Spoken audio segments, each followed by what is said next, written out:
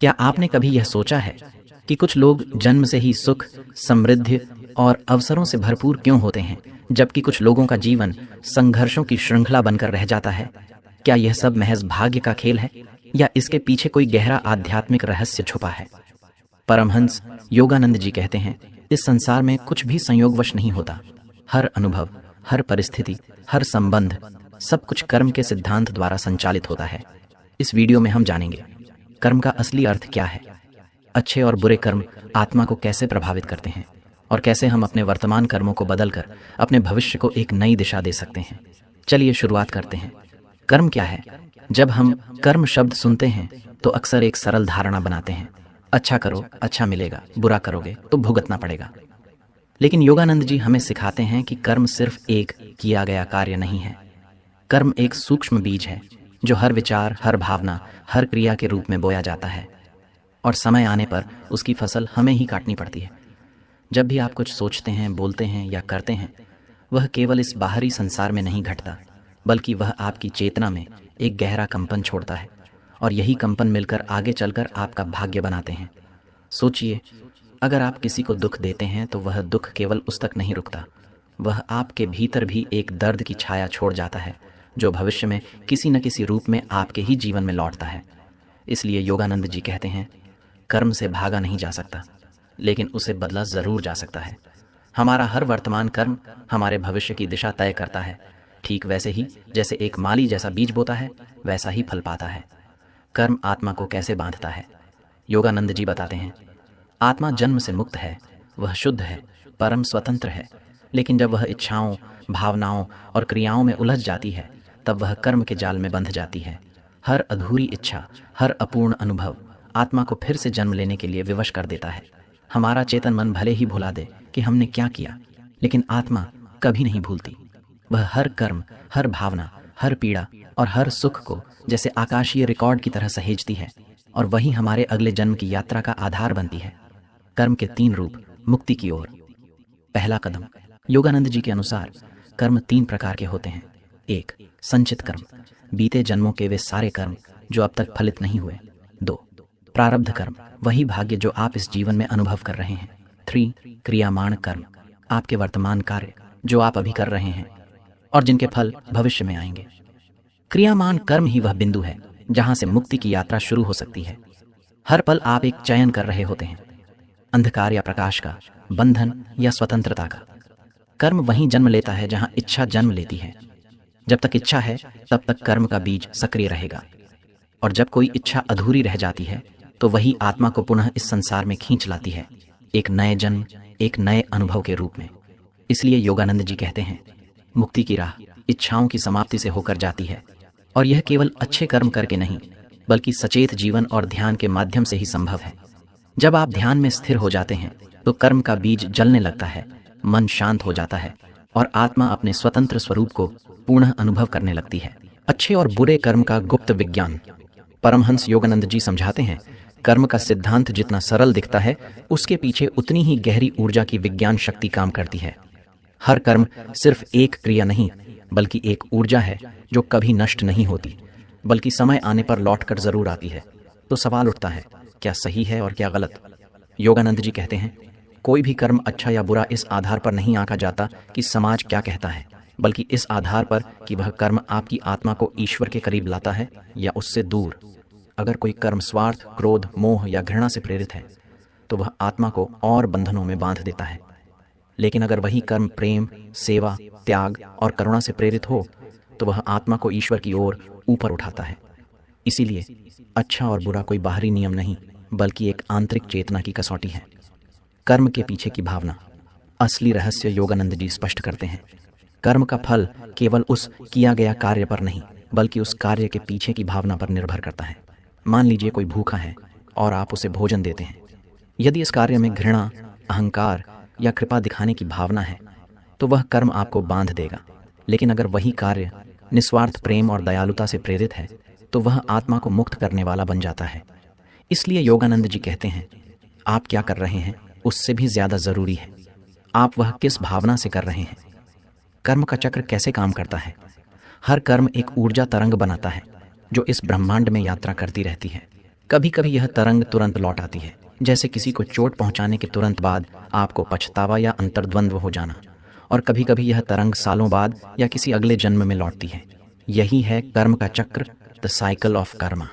यह चक्र तब तक चलता रहता है जब तक आत्मा उस चक्र से ऊपर उठकर अपने शुद्ध स्वरूप को न पहचान ले। परमहंस योगानंद जी एक बहुत ही गहरी बात कहते हैं, कर्म का फल हमेशा उसी क्षण नहीं मिलता जब वह किया गया हो। जैसे बीज बोने के तुरंत बाद फल नहीं आता, वैसे ही कर्मों के परिणाम भी समय लेते हैं। कुछ कर्मों का फल तुरंत प्रकट होता है, कुछ धीरे धीरे सामने आते हैं, और कुछ ऐसे भी होते हैं जिनका प्रभाव आत्मा का कई जन्मों तक पीछा करता है। इसलिए जीवन में जो कुछ भी अच्छा या बुरा घटित हो रहा है, वह केवल इस जन्म का परिणाम नहीं है, यह कई जन्मों की कहानियां समेटे हुए होता है।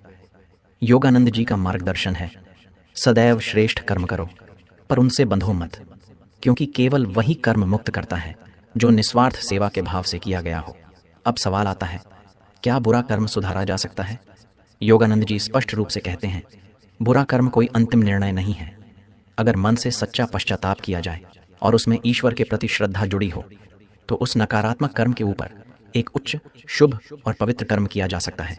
ध्यान, प्रायश्चित, सेवा और सबसे ऊपर ईश्वर से जुड़ाव, ये सभी साधन आत्मा के भीतर संचित पुराने कर्मों को धीरे धीरे जलाना प्रारंभ कर देते हैं। योगानंद जी की क्रिया, योग साधना आत्मा को ऐसी ऊंचाई पर पहुंचा देती है जहां कर्मों का बंधन क्षीण होने लगता है। ध्यान की गहराई में उतरकर हम अपने भीतर के कर्म संस्कारों को शांत और शुद्ध कर सकते हैं। वे कहते हैं, कर्म कोई भाग्य नहीं, बल्कि एक योजना है जिसे बदला जा सकता है। यह कोई दंड प्रणाली नहीं है, बल्कि एक दिव्य शिक्षा व्यवस्था है जिसे ईश्वर ने आत्मा को परिपक्व और पूर्ण बनाने के लिए निर्मित किया है। योगानंद जी हमें यह भरोसा दिलाते हैं कि कर्म को बदलने की शक्ति हमारे ही भीतर है, हमारे विचारों, भावनाओं और कर्मों की जागरूकता में। जो कुछ भी आज तुम्हारे जीवन में घट रहा है, वह तुम्हारे ही कर्मों का फल है, लेकिन जो कल तुम्हारे जीवन में घटेगा, वह इस बात पर निर्भर करेगा कि आज तुम क्या सोचते हो, क्या करते हो और कैसे जीते हो। हम सभी ने कभी न कभी यह सवाल ज़रूर सोचा होगा, क्या यही जीवन सब कुछ है? क्या मृत्यु के बाद कुछ शेष बचता है? योगानंद जी उत्तर देते हैं, आत्मा कभी नहीं मरती। यह केवल पुराने वस्त्रों को त्याग कर नए वस्त्र धारण करती है, जिसे हम जन्म और मृत्यु कहते हैं। पुनर्जन्म क्यों होता है? उसका आधार केवल शरीर की मृत्यु नहीं है, बल्कि अधूरी इच्छाएं और अधूरे कर्म होते हैं।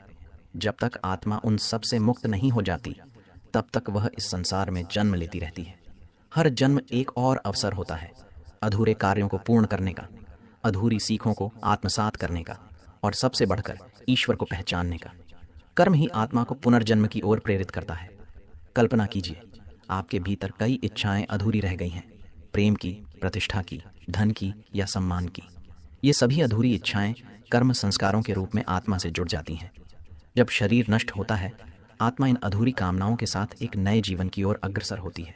यही कारण है कि कभी कभी हम बचपन से ही विशेष गुणों, प्रवृत्तियों या चुनौतियों के साथ जन्म लेते हैं, क्योंकि वे पूर्व जन्म के कर्मों की छाया होती हैं।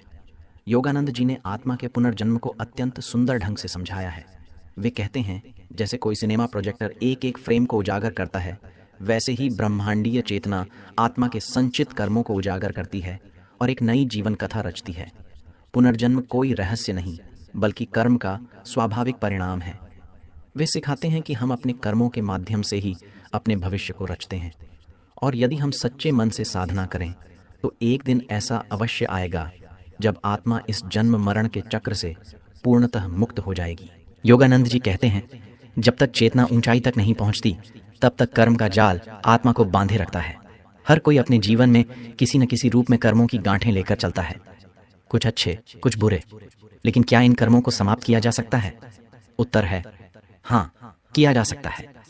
योग, ध्यान, सेवा, प्रेम और ईश्वर के प्रति समर्पण ही वे माध्यम हैं जिनसे कर्म जलते हैं, आत्मा मुक्त होती है और जीवन का वास्तविक अर्थ प्रकट होता है। योगानंद जी की शिक्षा अत्यंत स्पष्ट है। ध्यान और भक्ति के माध्यम से कर्म को जला पाना संभव है। ध्यान केवल मन को शांत करने की प्रक्रिया नहीं है, बल्कि यह आत्मा की गहराइयों में उतरने और शुद्ध की एक दिव्य यात्रा है। योगानंद जी कहते हैं कि जब कोई साधक गहरे ध्यान में जाता है, तब उसकी चेतना अहंकार से ऊपर उठकर आत्मा के प्रकाश की ओर अग्रसर होती है। इसी ऊंची अवस्था में धीरे धीरे पुराने कर्मों के संस्कार, डर, वासनाएं, मोह और बुरी आदतें जलने लगती हैं। इसका अर्थ यह है कि हमारा अगला जीवन महज एक संयोग नहीं, बल्कि हमारे ही कर्मों द्वारा रची गई एक योजनाबद्ध पटकथा है।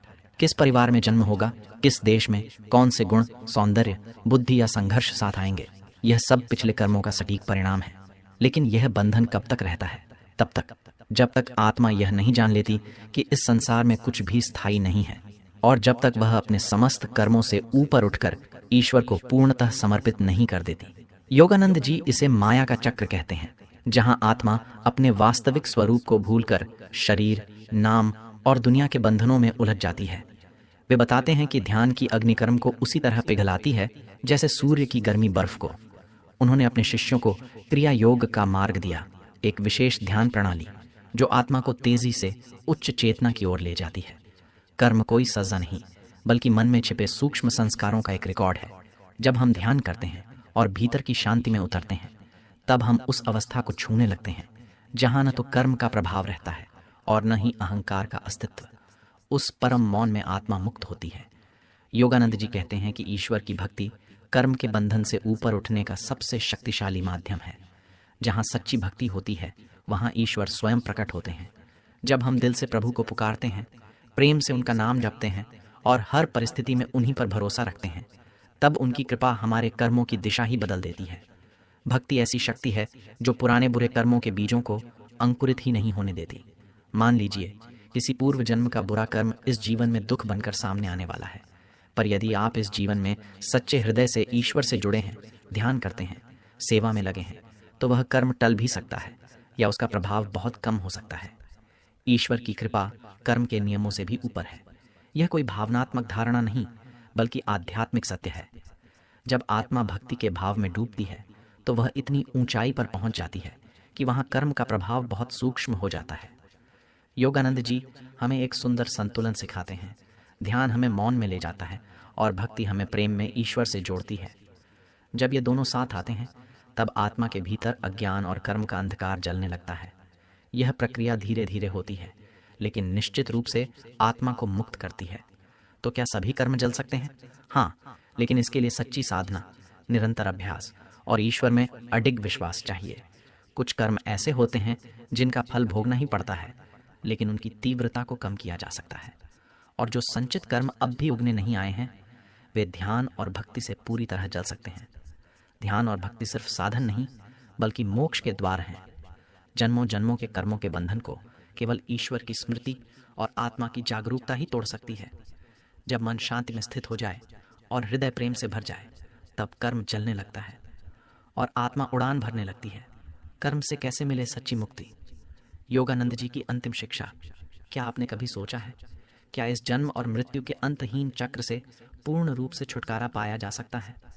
परमहंस योगानंद जी का स्पष्ट उत्तर है, हाँ, निश्चित रूप से। लेकिन इसके लिए जरूरी है कि आत्मा को जागरूक किया जाए और जीवन के अंतिम उद्देश्य को गहराई से पहचाना जाए। कर्म से मुक्त होने का वास्तविक अर्थ क्या है? कर्म से मुक्ति का आशय यह नहीं कि हम कार्य करना छोड़ दें, बल्कि इसका मतलब है कि हमारे कार्य किसी बंधन को जन्म न दें। जब कोई कार्य न लालच से किया जाए, न भय से, न ही अज्ञान या अहंकार से, और आत्मा को ईश्वर की शरण में स्थिर कर दिया जाए, तभी असली मुक्ति संभव होती है। जब साधक जान लेता है कि मैं नहीं, बल्कि ईश्वर की शक्ति ही सब कुछ कर रही है, तो वह कर्म के बंधन से ऊपर उठने लगता है। योगानंद जी का मार्ग, ज्ञान, ध्यान और प्रेम का संगम। योगानंद जी ने मुक्ति के लिए 3 मुख्य पथ बताए। ज्ञान योग, जिसमें आत्मा और ब्रह्म की एकता का अनुभव होता है। ध्यान, जिससे चेतना ऊंचे स्तर पर पहुंचती है। और भक्ति योग, जो ईश्वर से अंतरंग संबंध बनाता है। ज्ञान से भ्रम दूर होता है, ध्यान से चित्त शांत होता है और भक्ति से ईश्वर हमारे हृदय के निकट आता है। जब ये तीनों मार्ग एक साथ चलते हैं, तो आत्मा उस स्थिति में पहुंचती है जहां कोई नया कर्म उत्पन्न नहीं होता, और जब नया कर्म नहीं होता तो पुनर्जन्म की आवश्यकता भी समाप्त हो जाती है। जागरूकता ही है चाबी। योगानंद जी कहते हैं, हर भावना, हर विचार और हर कर्म के समय यदि तुम पूर्ण रूप से सजग हो, तो तुम कर्म के बंधन से बच सकते हो। जब क्रोध उठे और तुम प्रेम का चयन कर सको, जब लोभ आए और तुम संतोष को चुन सको, जब इच्छा उठे और तुम ईश्वर की इच्छा को स्वीकार सको, तो यह आत्मसंयम धीरे धीरे पुराने कर्मों की जड़ें काट देता है। निस्वार्थ सेवा और कर्म मुक्ति। जब हम बिना फल की इच्छा के सेवा करते हैं, तो ऐसा कर्म बंधन नहीं बनाता, बल्कि आत्मा को हल्का करता है, मुक्त करता है। कर्म से अंतिम मुक्ति, समाधि की अवस्था। योगानंद जी के अनुसार जब आत्मा ध्यान में इतनी एकाग्र हो जाती है कि वह अपने शुद्ध स्वरूप सच्चिदानंद में विलीन हो जाती है तो वह समाधि की स्थिति में प्रवेश करती है। यहाँ न कोई विचार रह जाता है, न कोई इच्छा, न कोई कर्म। यह है पूर्ण मुक्ति, जहाँ आत्मा अनुभव करती है, मैं कभी जन्मा नहीं, कभी मरा नहीं, मैं तो सनातन हूँ। गुरु की कृपा, मुक्ति की अदृश्य सीढ़ी। योगानंद जी कहते हैं, गुरु एक सेतु होते हैं जो आत्मा को संसार से उठाकर ईश्वर तक पहुँचाते हैं। गुरु की कृपा से साधक को वह शक्ति और संरक्षण प्राप्त होता है जो अकेले साधना से मिल पाना कठिन होता है।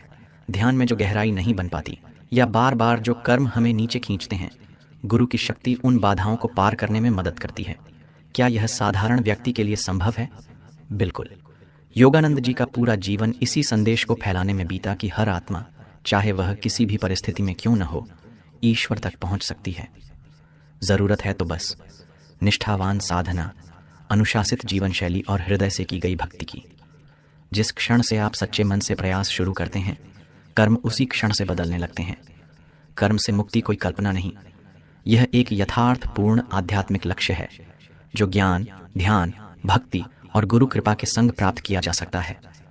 योगानंद जी हमें बार बार याद दिलाते हैं, तुम सिर्फ शरीर नहीं हो, कर्म नहीं हो, मन नहीं हो, तुम परमात्मा की अमर चिंगारी हो और इस जीवन का उद्देश्य है उसी चिरज्योति में लौट जाना।